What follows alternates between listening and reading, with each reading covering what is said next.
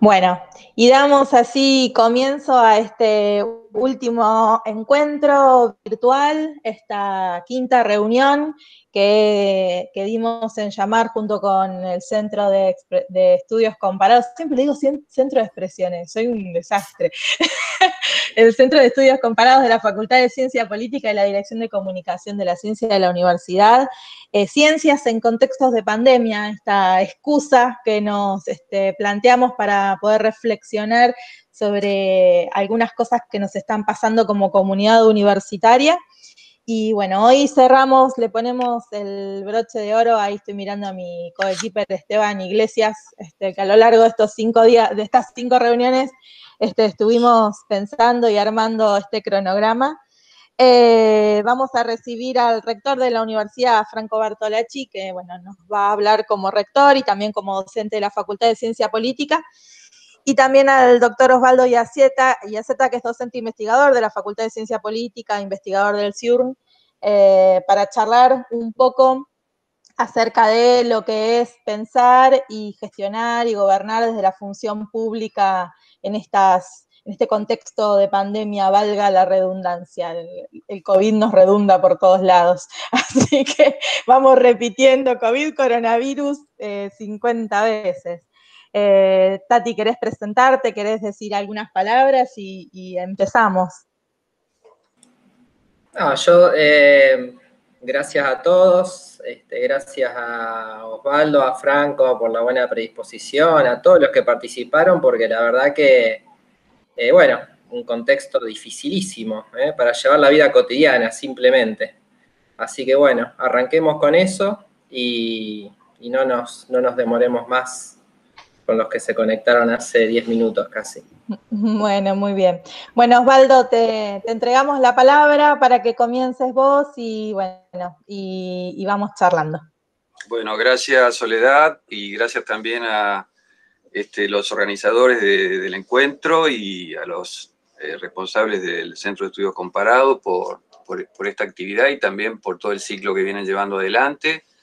Como recién decía Esteban, me parece importante generar ámbitos de reflexión en estos tiempos, que son más necesarios esos ámbitos, puesto que hay falta de otros ámbitos, entonces me parece que está cubriendo un vacío y así que bienvenida a la iniciativa y felicitaciones por lo que vienen realizando. Bueno, el tema que nos han propuesto, y otra cosa, para mí es una especial, digamos, ocasión, porque para mí retomar, tener, digamos, este espacio y compartirlo con Franco, con el que he compartido tantas cosas desde hace tanto tiempo, en la cátedra primero, y en tantas otras actividades, le da otro toque especial, digamos, a este encuentro. Así que, y he hecho las tareas, he estudiado todo lo que corresponde para que sobrellevar esta prueba de la mejor manera posible. Bueno, dicho eso, el tema propuesto es pensar y gestionar la democracia en tiempos inciertos. Bueno, vaya si son tiempos inciertos. Lo que nos ha tocado vivir era algo impensable.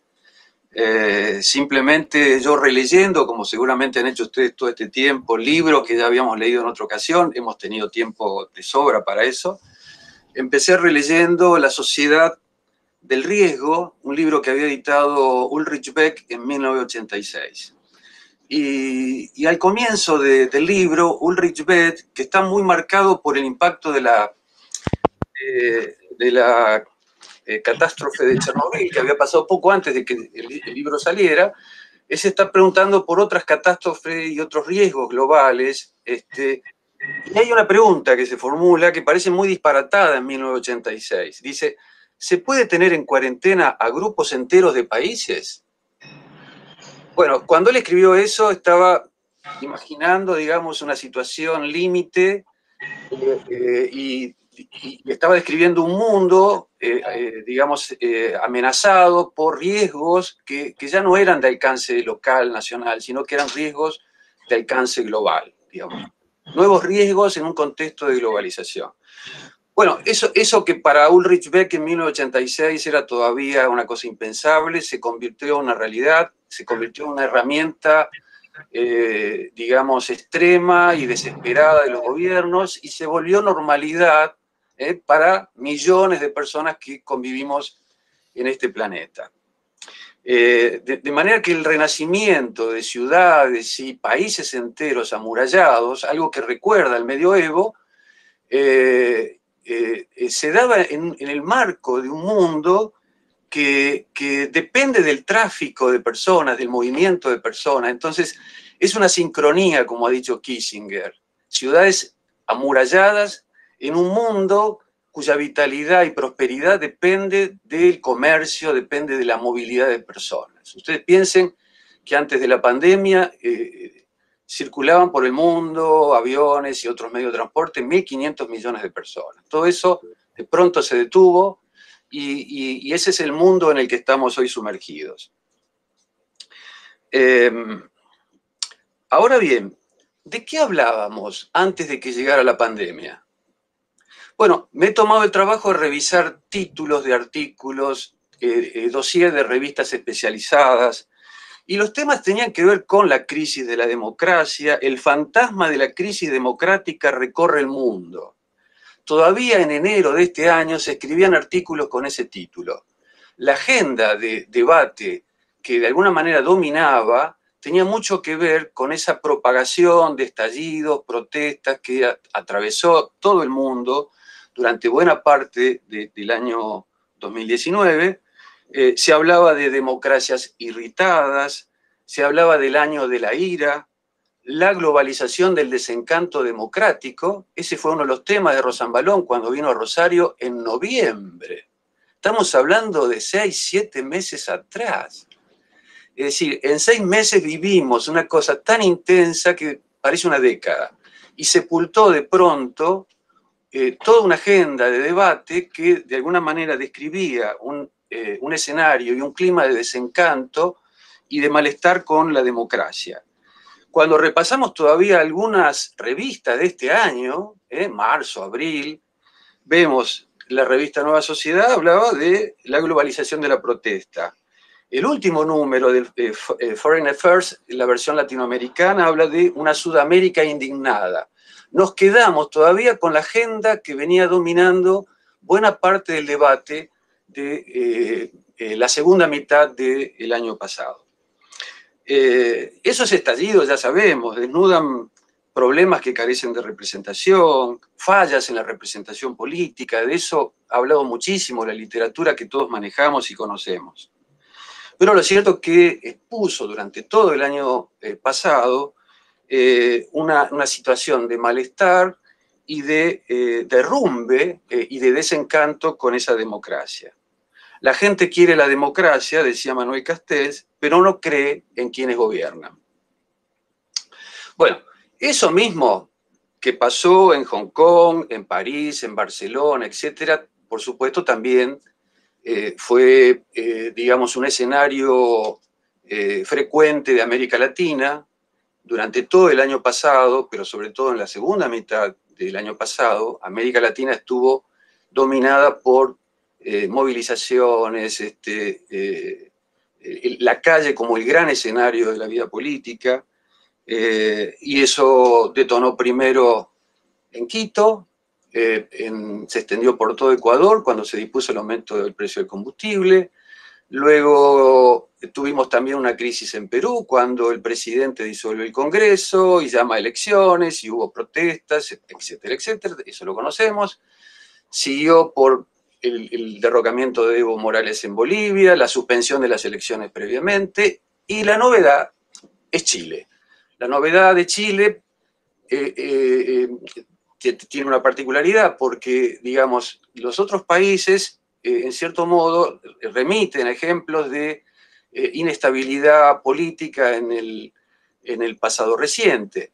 Pero esos mismos estallidos, esa crisis de la democracia, también golpea muy duramente a Chile, que era hasta ese momento presentado como un modelo tanto en términos económicos como políticos institucionales. Entonces, Ese era un poco el escenario.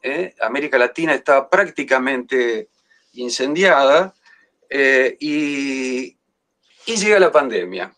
La pandemia cambió completamente la agenda, nos impuso otras prioridades, suspendió el mundo que conocíamos, pero ese mundo que conocíamos quedó congelado. Es decir, las razones y las fuentes de aquel malestar que de alguna manera motivaron esos estallidos sociales que recorrieron todo el mundo, siguen estando presentes.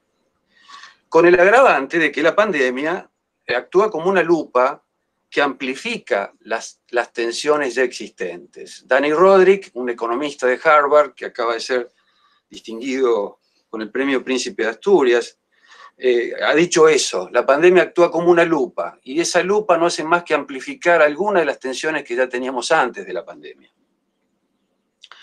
Ahora, cambian las prioridades, cambia la agenda, y yo vengo muy mal con el tiempo, así que lo cierto es que esas ciudades y países en cuarentena, la vida suspendida, de alguna manera, y el miedo que esa pandemia desata, crea condiciones para una situación de excepción que favorece la delegación de poderes en quienes gobiernan, y los pueblos, las sociedades, toleran, aceptan métodos y decisiones que no aceptaría en condiciones normales. La excepción se vuelve normalidad. La libertad, bajo estas condiciones de excepción, se convierte en una excepción y las restricciones en la regla. Ese es el mundo que instala la pandemia, y ese contexto de excepción, de alguna manera, premia la inmediatez de la decisión. La inmediatez pasa a ser demandada, no solo tolerada, sino demandada, porque es lo que permite recuperar alivio y devolverle certidumbre a una sociedad angustiada y atemorizada.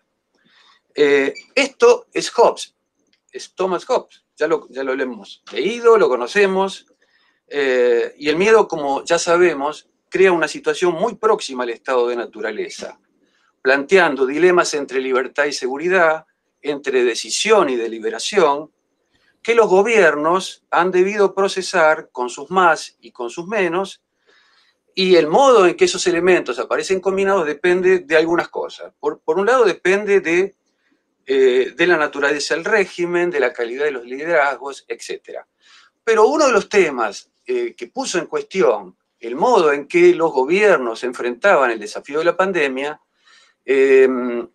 generó un debate. Yo tengo muy presente un video de Nadia Urbinati, de una italiana, que ya a fines de marzo, cuando Italia estaba muy sacudida por esto, discutía esta idea de que había una supuesta ventaja de los regímenes políticos más centralizados y verticalistas y con mayor capacidad de disciplinamiento social, como China.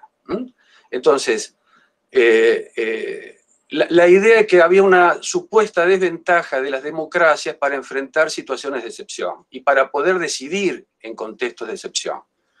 Bueno, ahora que ha pasado ya algún tiempo, lo que vemos es que también se ha derribado el mito de que las democracias no pueden enfrentar estas emergencias y que no pueden decidir en contextos de excepción.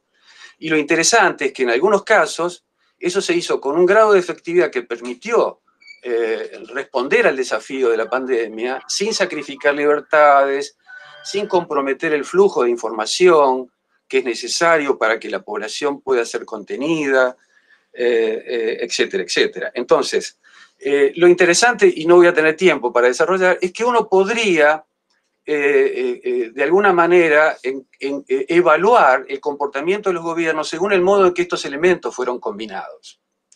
Ahora, al evaluar, hay que evaluar globalmente, es decir, no solo la efectividad que el gobierno tuvo para, de alguna manera, frenar la amenaza de la pandemia, sino también considerar otros elementos que permitan juzgar si el modo en que ese problema es enfrentado, pudo de alguna manera hacerse sin comprometer derechos, sin comprometer instituciones. Es decir, no se trata solo de salvar, no solo debería preocuparnos la salud de la población, que no es un dato menor desde luego, sino también la salud de los derechos, la salud de las instituciones, que también estaban en juego, al mismo tiempo que compartíamos esa amenaza común. Bueno, Sole, voy mal, ¿no es cierto? Voy... Y nos estarían faltando 3 minutitos, pero bueno. Dale, Osvaldo, yo te presto 3 o 4 míos. No, pero los podemos retomar después. Dale. No, yo creo que uno debería tomar en cuenta algunos elementos que definen a un régimen político, algunos elementos que definen la calidad de los liderazgos que estaban de alguna manera presentes en cada uno de estos gobiernos. Hay que tener en cuenta las convicciones cívicas de la sociedad civil. Hay lugares donde las experiencias de abusos autoritarios en el pasado no toleran un tipo de disciplinamiento social como el que fue normal y a veces celebrado en otros países como China o el sudeste asiático. En Alemania eso sería impracticable, a tal punto que las restricciones para la libertad de reunión y asociación fueron más tenues que las que vimos en otros países europeos. Eso tiene que ver con legados históricos y culturales que también intervienen. Y también es importante qué tipo de capacidades estatales tienen disponibles esos gobiernos a la hora de enfrentar una pandemia. Las capacidades estatales no se inventan de un día para el otro. Cuando llega una emergencia como esta, hay que salir con lo opuesto, con lo que uno tiene disponible. No se pueden construir esas capacidades. Esas capacidades requieren mucho tiempo. Entonces, el tema es que algunos países tenían mejores capacidades disponibles que otros las tenían en el pasado y las fueron destruyendo. Las políticas de austeridad que habían aplicado muchos de los países europeos en sus políticas de salud, los dejó mal preparados para enfrentar este tipo de desafíos. El desmantelamiento de algunas agencias de investigación en Estados Unidos durante el gobierno de Trump, sobre todo algunos órganos de investigación en materias de pandemias que dependen del Consejo de Seguridad Nacional, también revela que algunas de las capacidades que los estados tenían y que habían sido construidas en otro tiempo, habían sido desmanteladas y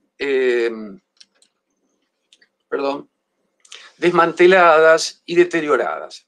Bueno, ni que hablar cuando se trata de América Latina. Es decir, la situación de América Latina es que ni el punto de partida, ni el trayecto de nuestros estados es equivalente al de muchos de esos países de los que veníamos hablando. Entonces, la naturaleza del régimen, la calidad de los liderazgos, las convicciones cívicas de la sociedad civil, los legados históricos y culturales y las capacidades estatales son elementos que combinados definen formas diferentes de responder a un mismo desafío. Y uno podrá luego juzgar si esa respuesta fue más autoritaria, menos democrática, si esa respuesta fue efectiva para combatir la pandemia, pero sacrificando libertades, comprometiendo el flujo de información, es decir, todo lo que de alguna manera, visto globalmente, define si una respuesta es más democrática que la otra. Bueno, 2 minutitos más. ¿Qué problemas y qué temas puso al descubierto la pandemia? Bueno, una de las cosas que puso al descubierto la pandemia es que hizo más evidente el nivel de desigualdad, que ya era un problema en el debate del año pasado. Cuando Rosambalón hablaba del desencanto con la democracia, planteaba que una de las fuentes del desencanto democrático tenía que ver con los niveles de desigualdad que eran cada vez menos tolerables para estas sociedades. Entonces, el nivel de desigualdad, la falta de un seguro sanitario para muchas personas, se puso más en evidencia ahora que en otras circunstancias. Esta pandemia también mostró que nuestras prioridades, las prioridades de muchos de los gobiernos más dominantes en la escena mundial, estaban equivocadas. Es decir, se habían desatendido rubros que se volvieron necesarios e imprescindibles. Las prioridades estaban puestas en otras cosas. Las políticas de recorte en el área de salud en Estados Unidos, en Europa en general, se hicieron mucho más evidentes a partir de esto. La pandemia también puso en evidencia la necesidad de una respuesta global cuando el desafío y el riesgo es global. Faltó cooperación internacional. Hubo problemas grandes con líderes pequeños, ha dicho Moisés Naín. Los líderes no han estado a la altura del desafío que debían enfrentar. Y eso también dejó al desamparo a las sociedades y a muchas de las sociedades en las que estos señores gobiernan. Curiosamente hubo más cooperación horizontal a nivel de la ciencia que a nivel de los estados. Es decir, el intercambio de información sobre la evolución de la pandemia, sobre algunos tratamientos que eran más aceptables que otros, pero no a nivel de estado. Entonces ahí hay un problema de gobernanza global que en un tema como el de la salud se hace cada vez más indispensable, pero que puso al descubierto que los líderes actuales no están a la altura de el desafío que enfrentamos. Manuel Castells ha dicho que hay una crisis de la gestión de la crisis. Hay una crisis de la gestión de la crisis que deriva de la incapacidad de esta dirigencia, de estos liderazgos, para aceptar que un problema que es global requiere cooperación, acuerdos, y no el sálvese quien pueda, que no solo se impuso entre los países que competían, sino se impuso incluso, de manera más extrema, al interior de la propia Unión Europea, amenazando la propia supervivencia de ese experimento que todos conocemos. Bueno, quedan muchas cosas más, pero ¿qué es lo que viene? Dos cositas más. Las crisis y los desastres, como una pandemia, siempre abren oportunidades. Eso pasó con la gripe, la pandemia de la gripe de 1918, que generó un sistema de salud público mucho más fuerte. La Gran Depresión del 30 y la Segunda Guerra Mundial abrieron las condiciones para la gestación del estado de bienestar y para la protección y para garantizar derechos sociales. Eso es producto de lo que pasó, sobre todo luego de la Segunda Guerra Mundial. Bueno, y es esperable que algo similar comience también a gestarse, y eso lo vemos sobre todo en la agenda de debate de los países más desarrollados, sobre todo las versiones europeas más socialdemócratas que están planteando una reconstrucción del Estado social. Yo sigo un poco algunos artículos y propuestas de Nadia Urbinati. Nadia Urbinati está abogando por una reconstrucción del Estado social.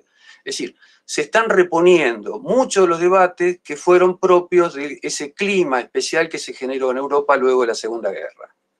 Hay que repensar el vínculo entre clase, justicia social y libertad, dice Nadia Urbinati. Y hay que pensar en una nueva gobernanza global que tenga como temas de agenda el medio ambiente y la salud. Es cierto que hay una recuperación del Estado, dice Urbinati, pero el Estado westfaliano es inviable en el contexto actual.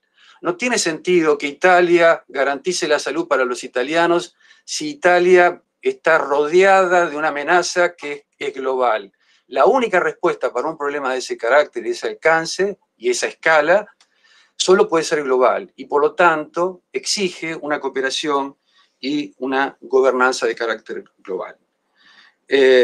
Bueno, y muchas cosas más que podríamos agregar y podrían venir después, pero simplemente, y para cerrar, creo que esto debería también servirnos de estímulo para pensar cuál debería ser nuestra agenda en América Latina y en Argentina, aceptando que las condiciones, los contextos no son los mismos que los de los países de los que venimos hablando. Ni la estructura social de América Latina, ni las capacidades estatales, ni los recursos fiscales son los mismos, con el agravante de que en muchos de nuestros países los niveles de desigualdad ya eran muy, muy elevados antes de la pandemia, y todo indica que ese escenario social se va a ver mucho más afectado y agravado una vez que esta finalice.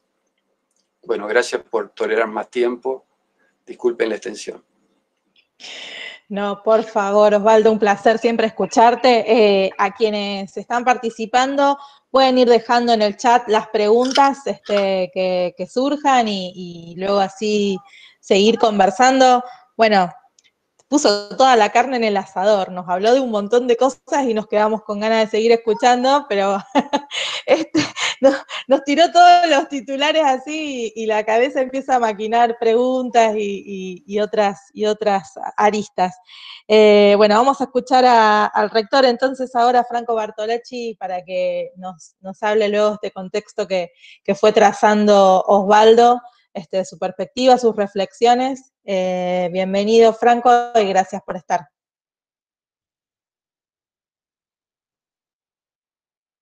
Tenés el micrófono apagado. Ahí está. Es una estrategia para que no se compare lo que digo con lo que dijo Osvaldo. Decía que muchas gracias, que para mí es un placer enorme poder compartir este encuentro por muchas razones, pero la más importante es porque hay un montón de gente amiga que quiero mucho y uno ya está en un momento de la pandemia y del aislamiento donde necesita volver a encontrarse y abrazarse y mirarse frente a frente. Así que nada, se hace pesado y está bueno poder cruzarnos. Obviamente que lo mío va a ser mucho más modesto que lo de Osvaldo. A mí me dijeron que me tocaba con Iaceta, entonces me puse saco y corbata para estar a tono con la ocasión. Pero bueno, lo tomo como me dijo Sol, es una charla relajada. Bueno, para mí es ese café que tenemos relegado con Osvaldo desde hace tiempo. Así que lo hacemos de esta manera público. La verdad que está bueno. La otra razón por la que está buena, y agradezco mucho y digo que es un placer compartirlo, es porque yo creo que nos falta, aun cuando todos estamos cansados de estos encuentros virtuales y estamos llenos de convocatorias, invitaciones, creo que desde acá se propone un buen ejercicio absolutamente necesario y urgente, que es el de parar un poco la pelota y poder pensar lo que nos pasa, ¿no? También la pandemia, y lo digo de la perspectiva también de la gestión, genera una vorágine de acontecimientos y situaciones que se suceden de manera permanente que evitan la posibilidad de parar un poco y poder pensar desde una perspectiva un poco más amplia lo que está pasando para tener una lectura más fina que nos permita actuar en consecuencia. Y yo creo que este ciclo, este encuentro ayuda mucho en esa perspectiva. Yo, a diferencia de Osvaldo, no tuve la posibilidad de leer mucho en este tiempo. Te diría que todo lo contrario. Por eso cuando leía el título de la convocatoria, lo primero que se me venía a la cabeza es, la primera reflexión, es si pensar y gobernar en tiempo de pandemia era posible hacer todo junto en el mismo momento para quienes nos toca, digamos, alguna responsabilidad de gestión de carácter institucional. Después dije, bueno, quizás lo de pensar lo dicen por Osvaldo y lo de gestionar es lo que queda para el resto.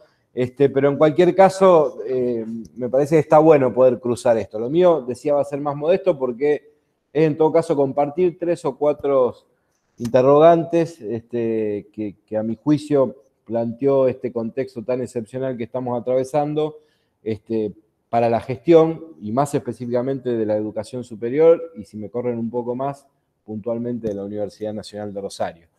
Pero la verdad que escuchándolo Osvaldo, que como siempre es tan fino, digamos, para poder hacer esa fotografía de lo que está pasando, se desprenden necesariamente de ahí. Hay 3 o 4 cosas que Osvaldo dijo que aplican puntualmente, digamos, para poder dar cuenta al menos de los desafíos que para nosotros y para quienes tenemos cierta responsabilidad de gestión institucional, un contexto de estas características pone frente a nuestras narices. Osvaldo decía que muchas veces estos contextos obligan a salir con lo opuesto, ¿no? Y la verdad que yo creo que en el caso de nuestra universidad en particular, lo opuesto es bastante. Y eso lo puso en evidencia la pandemia. El otro día me preguntaban cuáles fueron los desafíos que impuso este nuevo contexto, y la verdad que yo creo que más que desafíos generaron una oportunidad.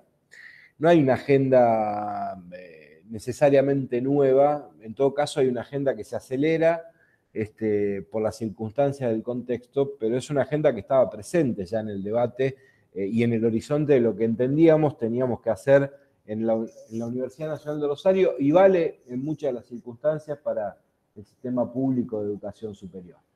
En ese sentido, yo creo que la pandemia o la crisis, digamos, que nosotros atravesamos, entre comillas, efectivamente fue, y esto lo tomo del final de los dos Osvaldo, una oportunidad.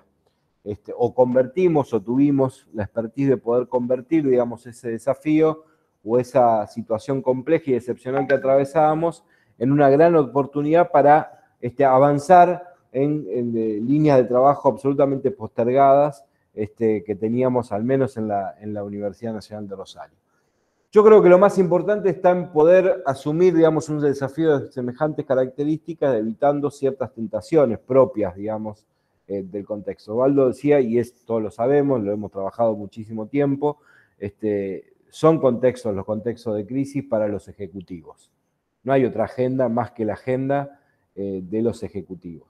En cualquiera de los niveles que uno haga una lectura de cómo se posicionan los actores, no hay lugar para voces disidentes, sobre todo en el primer momento, ¿no?, de la pandemia, donde todo se concentra en esa agenda. Y a mí no solo es la sensación que tengo por mirarlo, sino por interactuar con gestores en distintos niveles del Estado, la sensación que muchas veces me queda es que hay cierto goce de esa situación, ¿no? Se disfruta de alguna manera esa posibilidad de decirte, bueno, no, vos salí, pero salí hasta las 3 de la tarde, vos podés correr por la izquierda, el otro va por la derecha.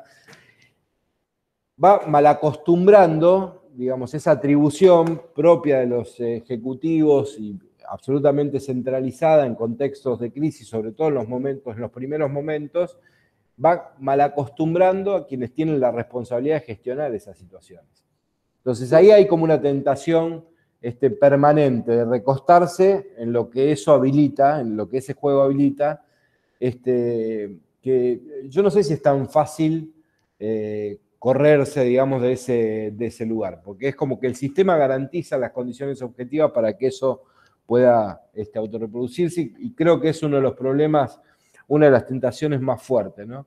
La otra es la que señalaba Osvaldo respecto, yo comparto esto de que situaciones como estas ponen una lupa y enaltecen, digamos, otras circunstancias que están presentes y las hacen más evidentes, pero también es cierto, Osvaldo, que suspende la agenda, porque hay un primer momento donde la hegemonía de absolutamente todo está puesta en las situaciones que genera la crisis. Entonces también hay una tentación ahí a hacer una lectura de la fotografía que uno la termina convirtiendo en la lectura de la película. Entonces, me pasa, digamos, en el diálogo con los distintos niveles del Estado, es que parece que todo lo que pasó, que vos bien lo describías recién, hace tan solo 4, 5, 6 meses atrás, fuera un mundo que ya no existe, digamos, y que estamos hablando de una realidad que hoy se construye y se discute en el contexto de otros parámetros.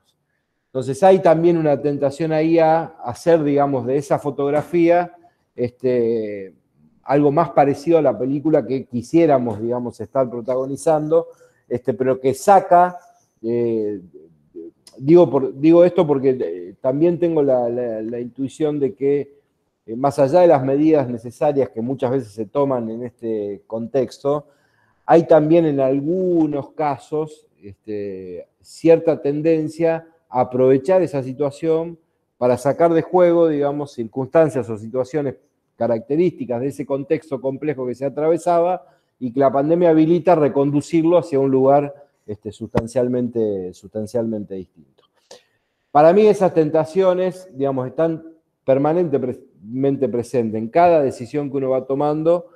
Hay una decisión, por eso para mí es tan importante cosas que han sucedido en nuestro país, en la ciudad de Rosario particularmente, por ejemplo, que los legislativos rápidamente hayan podido volver a funcionar aún en este contexto de excepcionalidad, fue una gran noticia, para por lo menos generar un contrapeso frente a esa centralidad que tenía la decisión del Ejecutivo.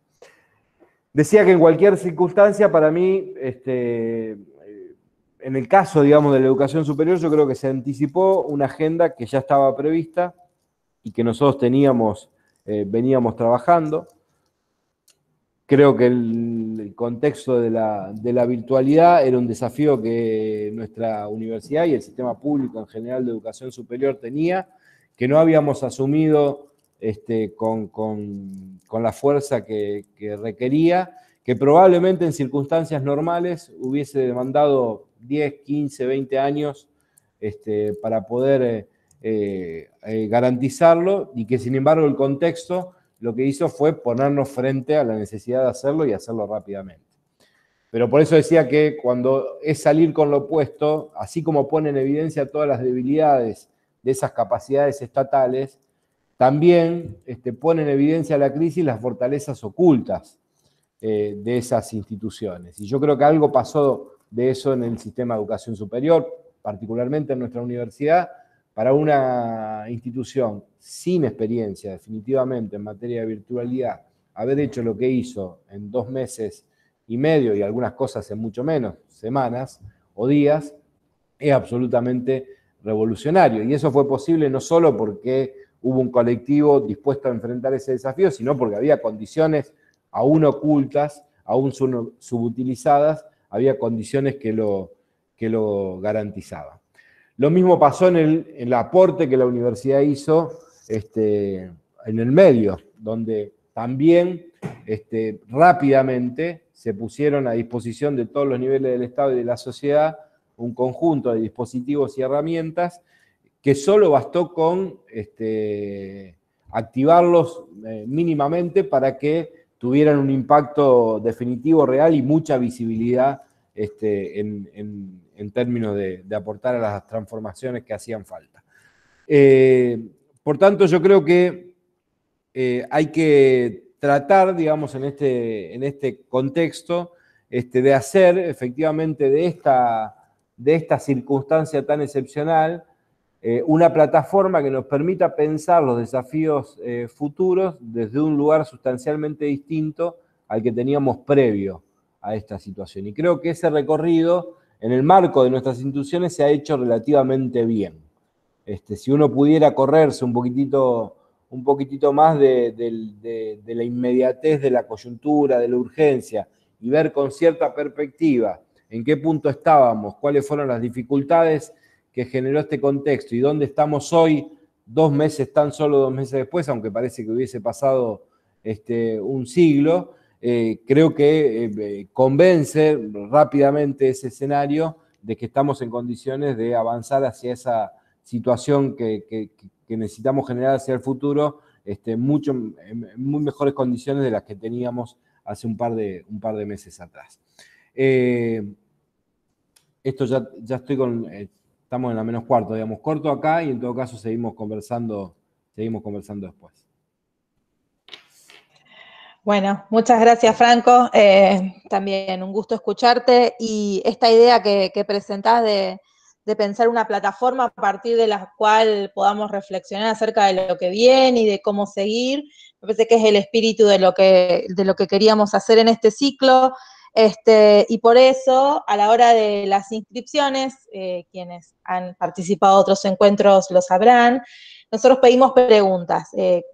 Esta idea de pedir preguntas tiene que ver también con aquello que entendemos como comunicar ciencia, no solamente partiendo de lo que cada uno de los expositores quiere contar, sino también a partir de preguntas e interrogantes que quienes participan de estos encuentros se formulen. Muchas de las cosas que fueron preguntando las respondieron en los minutos que estuvieron hablando, pero algunas quedaron dando vueltas y bueno, voy a ir preguntándoselos mientras aparecen preguntas nuevas en el chat y las podemos ir leyendo.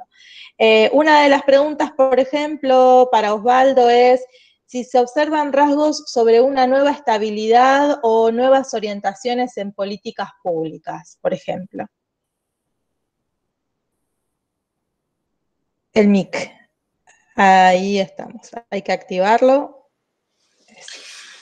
Bueno, nuevas orientaciones. Yo diría que el rasgo más sobresaliente es la necesidad de devolver al Estado un rol activo y protagónico, y también sobre todo pensar en esto que Franco recién describía muy bien, tomando sobre todo la experiencia de la universidad, es decir, cómo me gustó mucho este juego que hacía Franco entre las debilidades que quedaron expuestas, digamos, a partir de esta emergencia, y también cómo esa emergencia puso en evidencia que había fortalezas ocultas. Yo creo que parte del mapeo de los estados provinciales, locales y, por supuesto, a nivel nacional, debería consistir en eso, en lograr discernir, lograr identificar cuáles son esas fortalezas ocultas que se han puesto en evidencia, pero sobre todo ponernos a trabajar sobre aquellas debilidades que deben revertirse para poder enfrentar situaciones parecidas. A la hora de hablar, capacidades estatales suena muy abstracto, me parece. Es un concepto muy difícil de imaginar en términos más concretos. Pero, y sobre todo, valiéndonos un poco de lo que se ha dicho en reconocimiento a Hermes Wiener, una de las cosas que quedó en evidencia en todos los homenajes, semblanzas, que fueron tantas y bien merecidas, se habló del papel central que tuvo su política de salud en la construcción de un sistema sanitario que estuvo a la altura del desafío que Rosario debía enfrentar. Parte de las particularidades de Rosario tiene que ver con la construcción de esas capacidades. Cuando hablamos de capacidades estatales hablamos de eso, de una construcción que demanda mucho tiempo. Acá estamos hablando de 3 décadas. Cuando él era secretario de Salud, cuando fue intendente, eso implica no solo, digamos, ofrecer recursos materiales, institucionales, sino también formación de gente. Una de las cosas, y que esto tiene mucho que ver con el papel de la universidad, que se emprendió en los años 90, fue un convenio entre la municipalidad, la asociación médica y la universidad para generar masa crítica en gestión de políticas públicas. Es la maestría en salud pública que todavía sigue funcionando en el CEI, y que fue una de las tareas que se emprendió con la idea de que Rosario tuviese no solo presupuestos acordes para el área de salud, sino también recursos formados, y eso es lo que de alguna manera hizo distinta a Rosario. Entonces, ahora, el problema es este. Construir capacidades de este tipo demanda muchísimo tiempo, pero destruirlas se pueden destruir en una semana. Si los presupuestos, si las políticas que se siguen implementando no contribuyen a sostener esas capacidades se van perdiendo. Bueno, esa es parte de la lección que hoy está atravesando Europa. Europa lamenta haber desmantelado sistemas de salud que fueron fuertes en otro momento. Y parte de la reacción hoy pasa por devolverle al Estado un lugar preponderante en la generación de bienes públicos, cuando las prioridades habían pasado a ser otras. Entonces, yo creo que me parece que esta experiencia debería ser rica para entender eso. ¿Cuál es el problema nuestro? El problema nuestro es que a veces confundimos gobierno y Estado. Nosotros tenemos mejores gobiernos y no tan buenos estados. Entonces, vemos que hay voluntad política de implementar cosas, pero no siempre esa voluntad política viene acompañada de los recursos y las capacidades que son necesarias para garantizar que esa idea pueda ejecutarse. Hemos visto problemas de coordinación en las políticas nacionales, hemos visto demora en la implementación de algunas políticas. Eso tiene que ver no con el gobierno, que tiene voluntad de actuar, sino con las capacidades disponibles. Y esto no es un problema del gobierno nacional. El gobierno nacional, como decíamos antes, tiene que actuar con lo que tiene a mano. Y lo que tiene a mano no sirve, no alcanza. Entonces, la brecha temporal entre el momento en que se decide algo y en que eso termina ejecutándose y llega a la gente, tiene que ver con todo ese entramado de recursos y capacidades que deben construirse, y esa construcción demanda tiempo. Entonces, me parece que una agenda de políticas públicas hoy debería pasar por identificar cuáles son esos espacios que necesitan ser fortalecidos, reconstruidos, porque a lo mejor los tuvimos, pero fueron deteriorándose, y me parece que parte de la contribución de nuestros colegas, gente que trabaja en políticas públicas, debería pasar básicamente por esto, por hacer un aporte para la identificación de esas capacidades necesarias. El ABC de las políticas públicas dice que lo primero que hay que analizar es cuáles son las capacidades requeridas para implementar una política y cuáles son las capacidades disponibles. La brecha existente entre las capacidades necesarias y las disponibles es lo que determina el éxito o el fracaso de una política. A veces la voluntad política es indispensable, pero no alcanza. No alcanza. Entonces lo que vemos es que a nivel nacional hay una cierta debilidad, pero esa debilidad no es imputable a la voluntad del gobierno, sino a los recursos, condiciones y capacidades que el Estado debe aportarle, que son dos cosas diferentes. Bien, bien, gracias. Acá unifiqué algunas de las que habían dejado para Franco. Básicamente, si en este contexto de pandemia que dejó en evidencia muchas desigualdades, ¿cómo podríamos estar viendo que la universidad, en este caso la nuestra, pudo llevar adelante, mitigar estas desigualdades? ¿Cómo enfrentaron desde la universidad estas desigualdades? Bueno, a ver, podríamos estar hablando en varios registros y un largo rato, digamos, sobre el tema. Yo cuando decía lo de la oportunidad, creo que el tema de la virtualidad ahí derrumba un montón de fronteras y creo que habilita a pensar, no como elemento que reemplace la presencialidad. Esa discusión me parece que ya está, al menos a mi juicio, digamos, una discusión que no tiene demasiado sentido. Está claro, digamos, que no es reemplazable por 1000 razones la presencialidad, pero sí la virtualidad me parece que habilita como elemento complementario un montón de desafíos a futuro que estaban pendientes, entre ellos derrumba muchas fronteras. Hay datos muy alentadores, provisorios aún, que estamos construyendo, donde le dan consistencia a esta idea, digamos, de que el acceso, desde una perspectiva, el acceso a la educación superior es mucho más potente, digamos, en este contexto.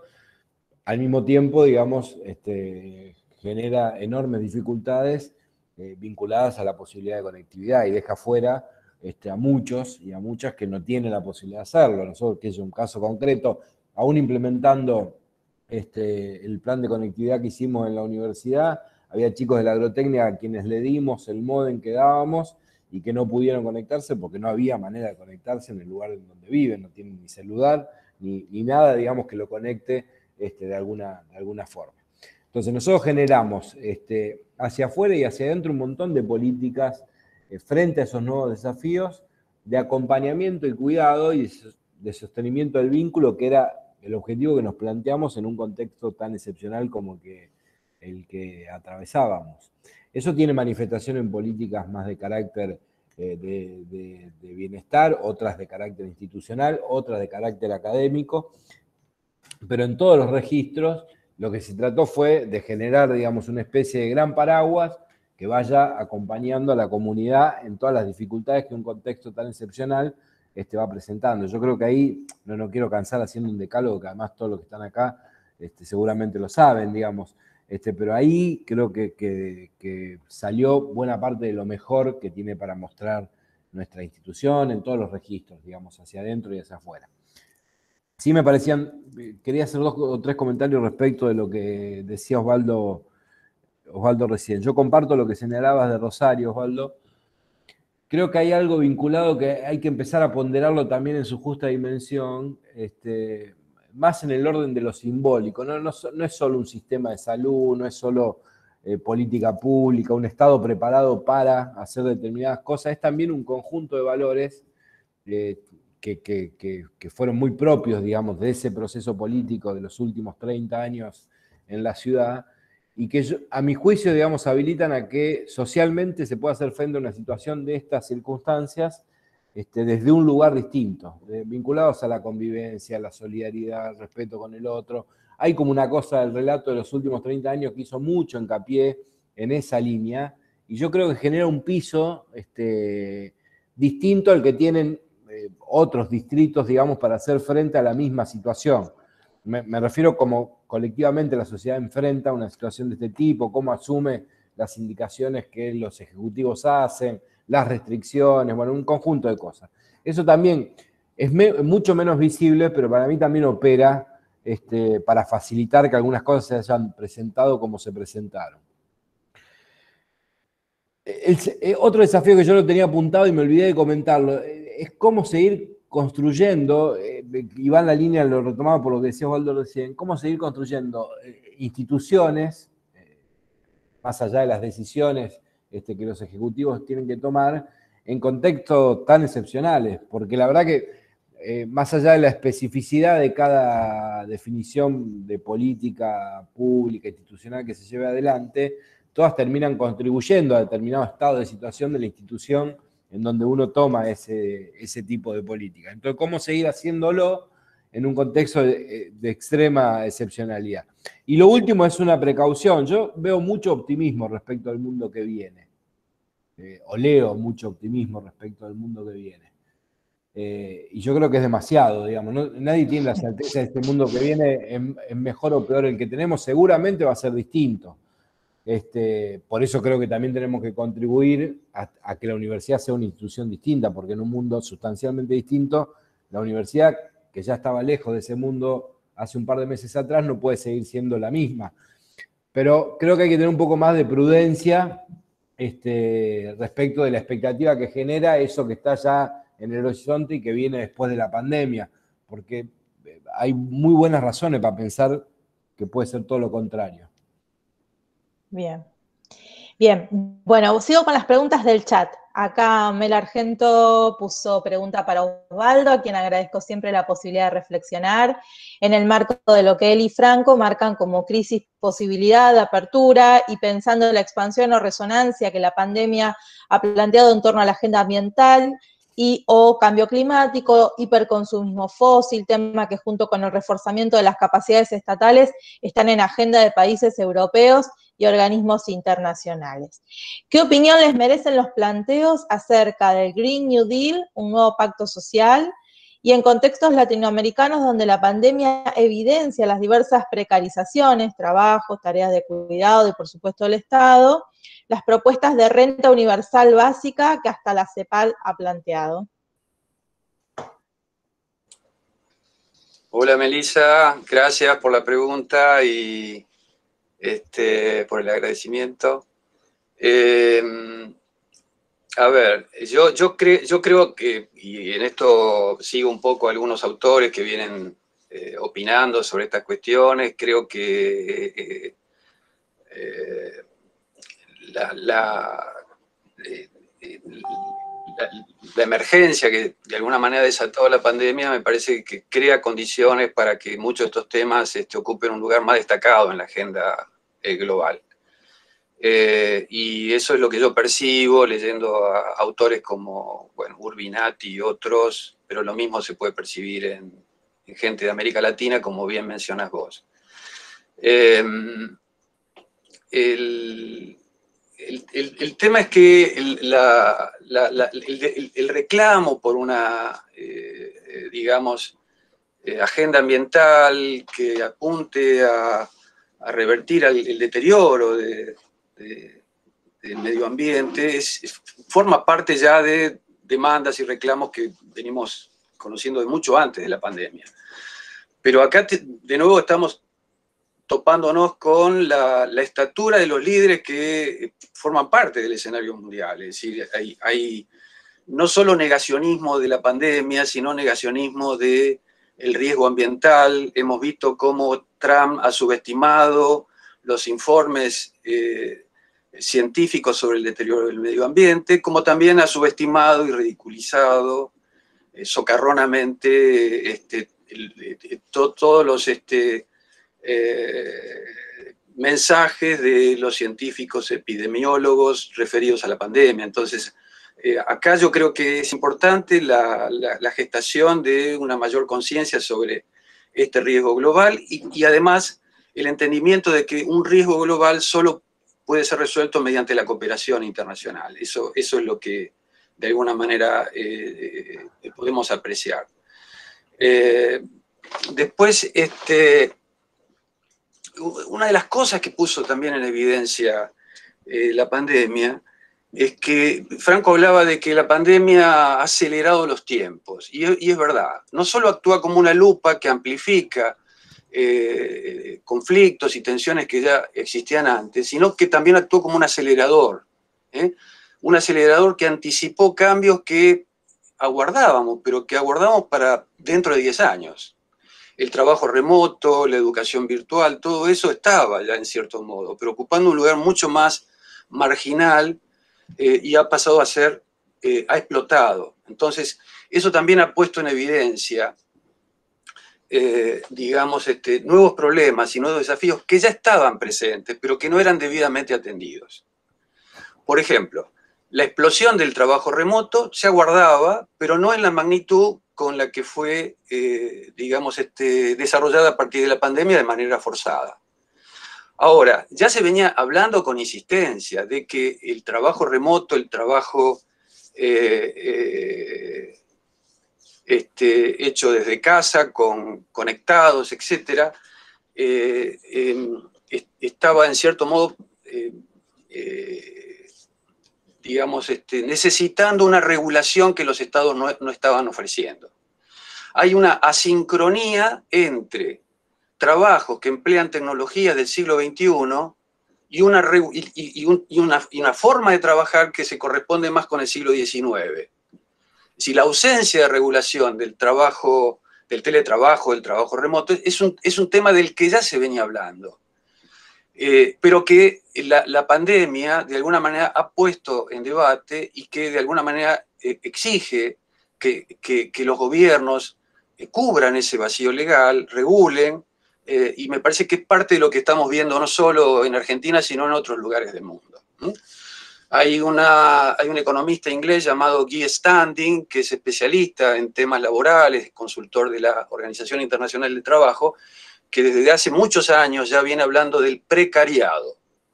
El precariado para él es equivalente a lo que fue el proletariado para Marx en el siglo XIX.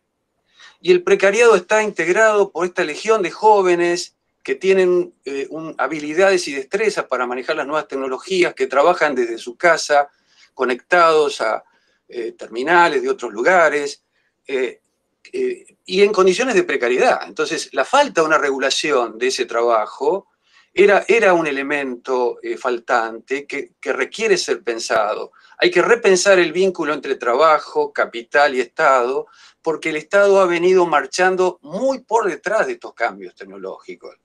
Entonces, la aceleración que en cierto modo vivimos en estos 6 meses nos ha enfrentado a la necesidad de que esos trabajos que hoy ocupan un lugar cada vez más importante sean también parte de la agenda gubernamental. Y me parece que es un tema importante que debería formar parte de nuestras discusiones y de nuestras reflexiones. Bueno, no me quiero extender más. Algo he dicho de lo que pregunta Melissa, seguramente me he olvidado de algo, pero no quiero ocupar más tiempo. Osvaldo, creo que ahí me retumba. se está acoplando un teléfono, sí. Bueno, ¿se escucha? Ahí va. Ahí va. Ahí está. No, a mí me preocupa también, hay como cierta nostalgia que hace que quienes nos reconocemos en un universo, y lo digo porque acá hay mucha gente que conozco, digamos, que sé que registra en ese nivel, un universo más progresista, póngale cada uno el mote en el que se sienta más cómodo, pero falta creatividad, digamos, para aportar soluciones relativamente innovadoras a un contexto que cambió sustancialmente. Vos decías recién lo de las formas de trabajo del siglo XX, y seguramente lo más probable es que tengamos una regulación que, en lugar de dar cuenta, digamos, de esos fenómenos que cambiaron sustancialmente, tenga una tendencia a llevar todo al siglo XIX, digamos, un siglo al que definitivamente no vamos a volver. Y no es una caracterización, una valoración, digamos, que uno hace si es mejor o peor, digamos. Hay un mundo que cambió radicalmente. A mí me ha pasado mucho en estos 2 meses, donde falta creatividad para pensar. Se busca, primero, dar respuesta a problemas que son nuevos, como si la cosa no se hubiese transformado. Poníamos el otro día con un docente el ejemplo de, el problema está en cuando yo quiero llevar a la virtualidad lo mismo que hago en el aula física. Y la verdad que no se puede hacer porque son dos registros absolutamente distintos. Bueno, en esto pasa algo parecido, y creo que nosotros tenemos que asumir, es lo mismo que pasa con el tema de la seguridad, que es como la deuda pendiente, que tenemos cierto pudor de hablar de la seguridad, de hablarlo desde determinada perspectiva. Yo creo que todos estos cambios en el mundo del trabajo, en la relación Estado, trabajo, capital, que ya vinieron hace un tiempo, ¿no? En todo caso, la pandemia lo que hizo es hacerlo mucho más evidente, imponer discusiones que veníamos negando colectivamente asumir. Ahí me parece que hace falta indagar un poco más en nuestra propia fuente, pero hacerlo de una perspectiva que aporte algo de creatividad al debate. Si no, el riesgo es quedar muy, muy a destiempo, digamos, y pasa lo de siempre, ¿no? Hay sectores, sobre todo los sectores más tradicionalmente conservadores, que se sienten mucho más cómodos dando respuestas a esos fenómenos y nosotros no le terminamos de encontrar la vuelta. Me parece que ese es un desafío lindo que deja planteado el contexto que atravesamos. Bien. Bueno, nos quedan dos preguntas que están en el chat. Una es de Seba Castro Rojas, dice, para Osvaldo, si siguiendo a Castells hay crisis en la gestión de la crisis de salud, crisis de representación, crisis económica, ¿cómo se ve a las democracias latinoamericanas en lo que viene? Hola, Sebastián. La idea de Manuel Castells es que hay un fracaso a la hora de imaginar respuestas para estos problemas. Y ese es un problema de los líderes democráticos, pero también de la incapacidad para llegar a acuerdos y establecer vínculos de cooperación, como la escala de estos problemas de alguna manera impone. La situación en América Latina, obviamente, no está mejor, en el sentido de que el escenario, por lo que decíamos antes, de América Latina difiere en muchos aspectos al de los países europeos. Algunos han dicho, nuestro colega y amigo,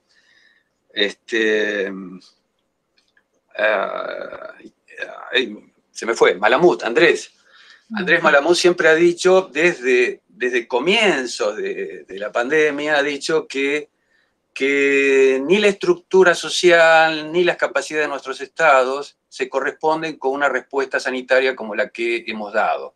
Es decir, hemos tomado una respuesta europea que no cuaja con una estructura social donde hay niveles de pobreza, indigencia y desigualdad como la América Latina, y donde los estados no tienen espaldas para bancarse cuarentenas tan prolongadas como las que estamos de alguna manera sobrellevando. Entonces, ahí también hay una cuestión que tiene que ver con el modo en que se gestiona la crisis.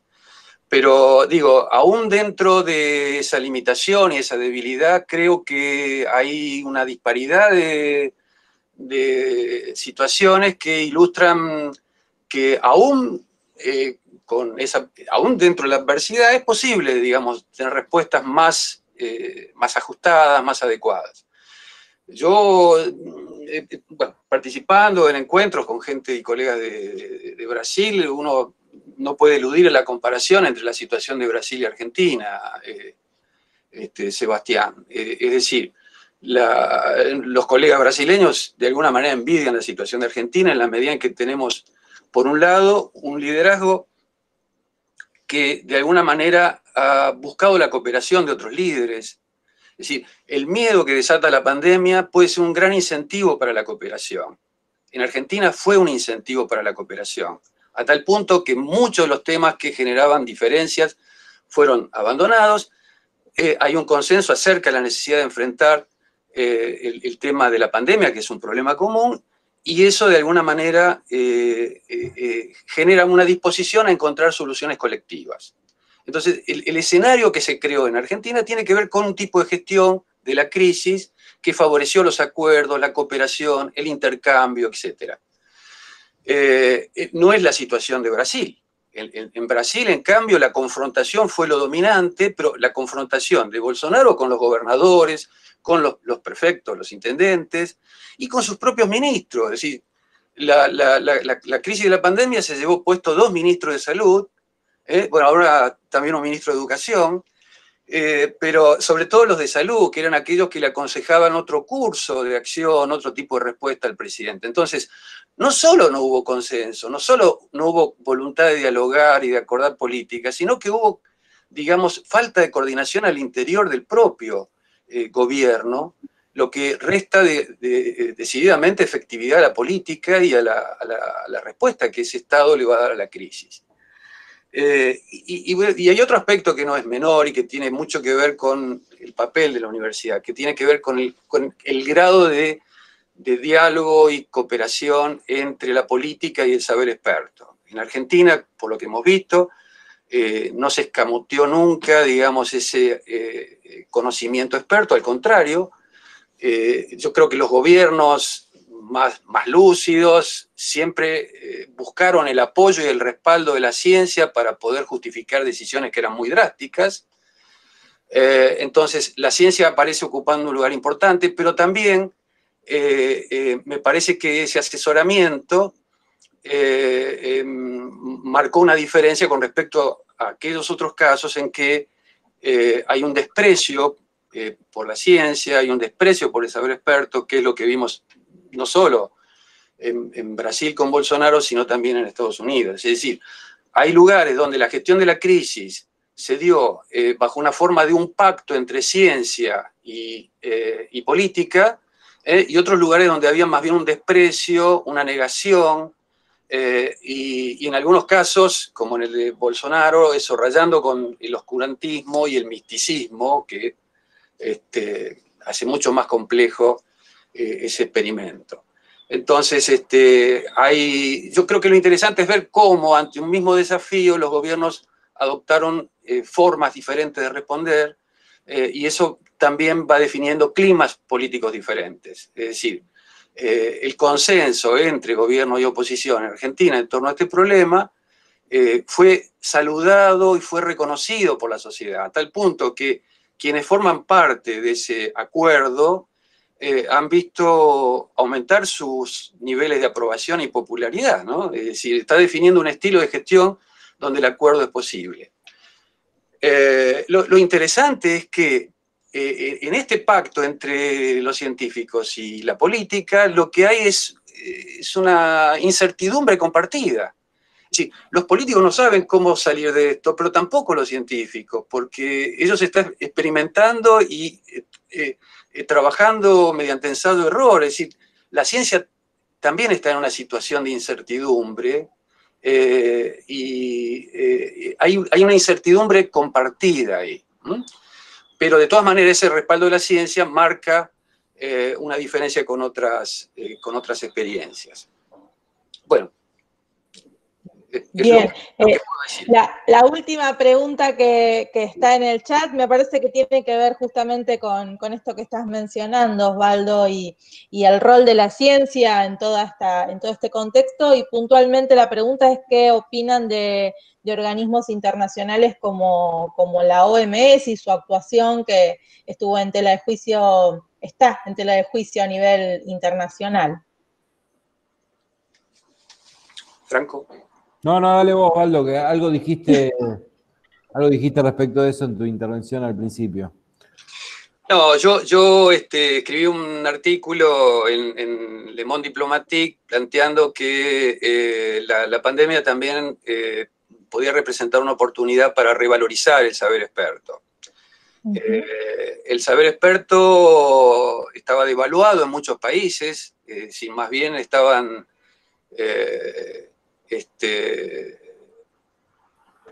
digamos, arrinconados por sus propios gobiernos, lo que vimos en Estados Unidos con Trump, que disolvió agencias, que desbarató programas que tenían que ver con la pandemia, es decir, justo en un momento en que ese tipo de saber experto era más indispensable, bueno, estaba faltando.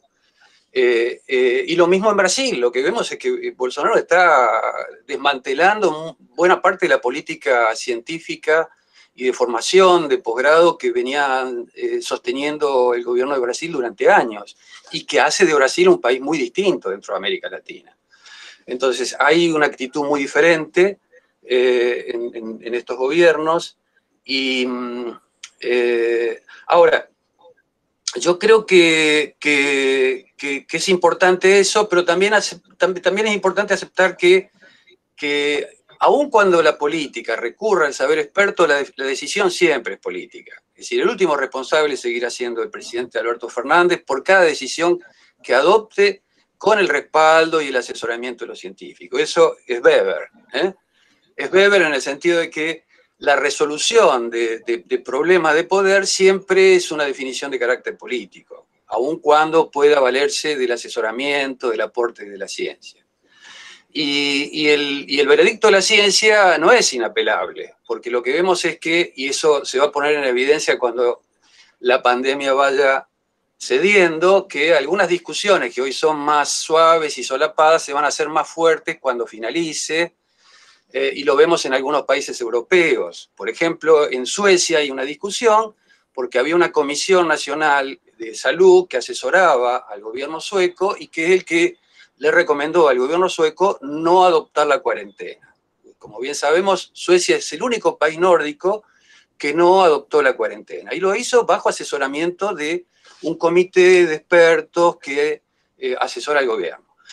Pero hay toda una legión de científicos, epidemiólogos, infectólogos, etcétera, suecos, que han discutido y van a seguir discutiendo esa posición que efectivamente mostró defectos y debilidades y que hizo de Suecia el país con el mayor porcentaje de contagios y mortalidad. Entonces, el papel de la ciencia es importante. Hubo un pacto y hay un pacto entre ciencia y política, en cierto modo forzado por la incertidumbre que ambos comparten frente a la pandemia, pero eso no quiere decir que ese saber experto no sea discutible, no sea rebatible. Bien, bueno, no sé si quieren agregar alguna cosa más, si les ha quedado algo en el tintero. ¿No? Bueno, entonces les agradecemos muchísimo que hayan participado de este encuentro. No quiero terminarlo sin mencionar dos cosas. Lo que había mencionado antes, Cintia Pinillos, sobre la participación en los foros del presupuesto participativo de la universidad, que nos interpela como partícipes de esta comunidad. Es una experiencia que en nuestra facultad tenemos muy súper reconocida y bueno, ella lo recordó cuando comenzó la reunión y los invitamos a todos a que ingresen a la página de la universidad y se metan dentro del presupuesto participativo y participen de los foros.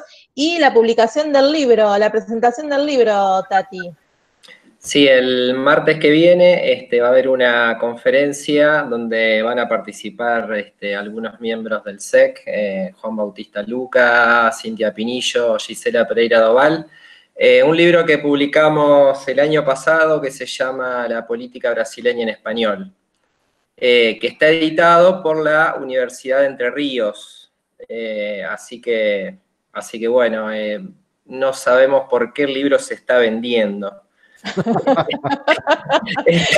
Contra todos los pronósticos. Sí, hubo un error, la gente está equivocada, entonces el libro se está vendiendo y bueno, nos propusieron hacer una presentación y bueno, por más que estamos todos así bastante atareados con todo, el martes que viene a las 18 horas vamos a hacer una presentación ahí con la gente de Entre Ríos. Bien. Bueno, está la invitación hecha entonces, cursada.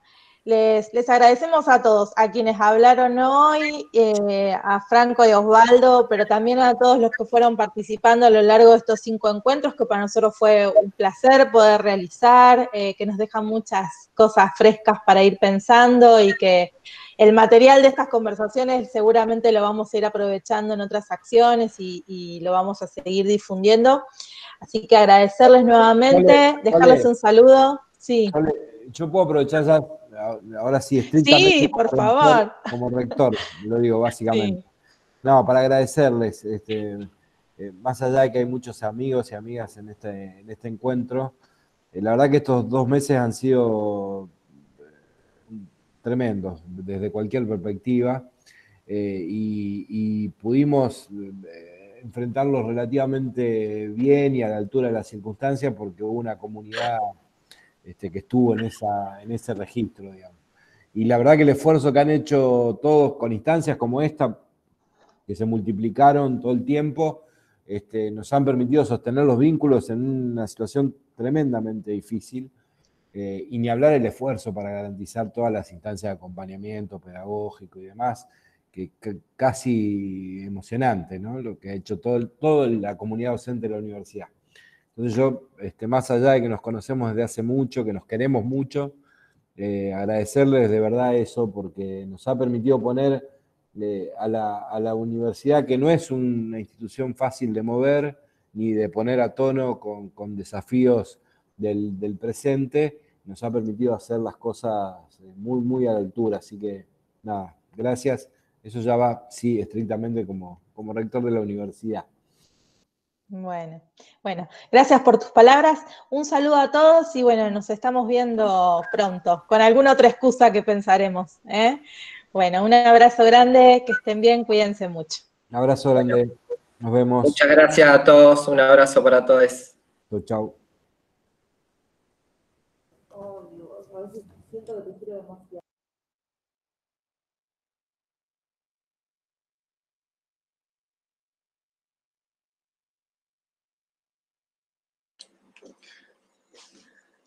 ¿Podemos hablar? ¿Ya terminó? Ahora cortamos la grabación. Marina, ¿podés cortar la grabación?